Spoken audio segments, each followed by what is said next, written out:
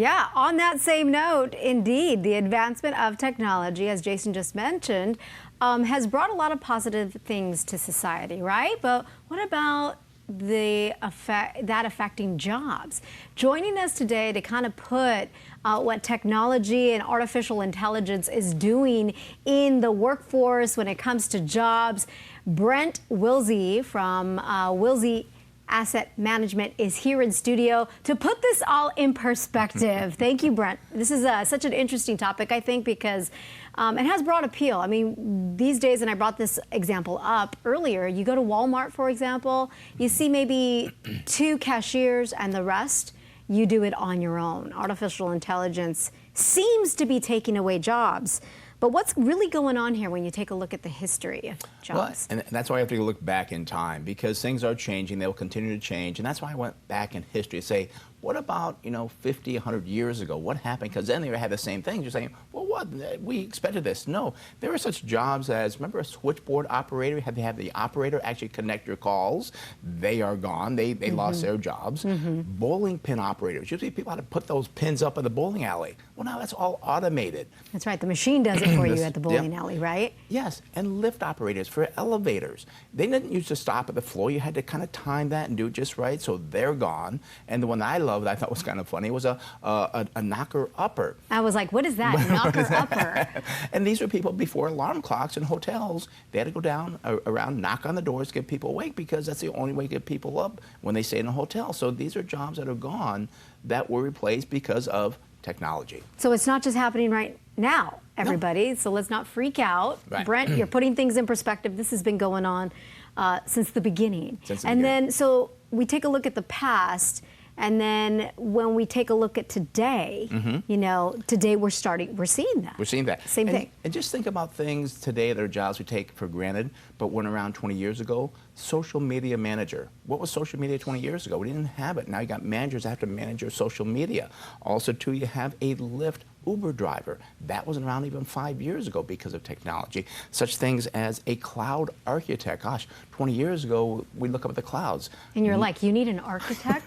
For what? That's Mother Nature. No, we're talking about a different type of cloud. Yes. So what you're saying is that the technology has also created jobs. It has. Jobs that didn't exist back then. Right, and jobs we're not even thinking about. There's a thing called coming forward, probably about 20 years, not going to be a big job, a systems farmer. Now, what is a systems farmer? This is somebody that actually, and it's called chem computing, is what actually is. It combines computing with chemicals and so forth. We've heard about 3D printing. Well, down the road, 20 years, they're saying we could build a plane not in months or years, but in weeks, because this chem computing. And actually, a company here in San Diego is actually bringing out quite a bit.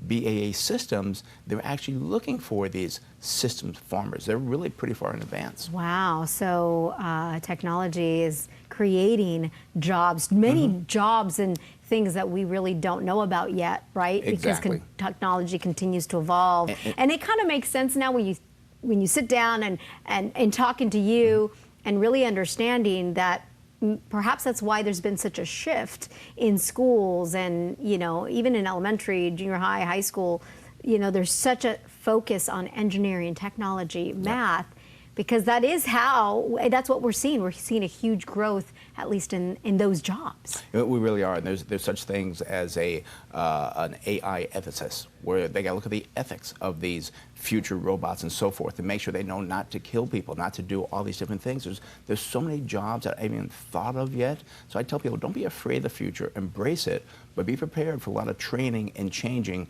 The cashier at Walmart, I'm sorry, that job is going to be gone, just like the knocker-upper was about 100 years ago. Oh my goodness, this is so interesting to even think that there would be perhaps a job, and you will study the ethics of artificial intelligence, right? Yeah. Wow, this is interesting. So I want to ask you, just from a broad perspective, so now that we know, there are jobs, new jobs that will come into play here in the future. We may not know specifically what those jobs are, but we kind of know what they're geared toward. What about, though, the jobs like fixing vehicles, like mechanics, and there are still some jobs out there, right, Brent? I mean, where you actually need physical people. And you do. Plumbers, electrician, laborers, they still will be around, but they're going to have different tools to use, different ways of doing things. The mechanic of today, I mean, gosh, when I look back, when I used to work on cars back in the 60s, I mean, we didn't have all this technology and all this electronics. It's all computer-based. It's all computer-based. But you still need that person to understand the computer and the diagnostics to understand how to fix that car. So it will change, but it won't go away. And if you don't keep up with the training, the change, you will be left behind. Speaking of training, you have a training session, some sort of a workshop coming up, Yes, right? yes, we have a Perfect workshop coming segue. up because I keep people trained on the investment side. Yeah. It's actually Thursday, March 12th from 6:30 to 8 Okay. in Scripps Ranch, and they sign up at our website, smartinvesting2000.com, and it's free. So. Yeah. Great to see you, Brent. Thank as well, you Liz. for putting it all into perspective. Not going to freak out as much anymore. All right. Good. Imagine a robot delivering the news. That exists, actually, in some form. We'll be right back with much more here on Good Morning San Diego. The time right now is 8:50. But robots aren't as warm, and friendly. Come on.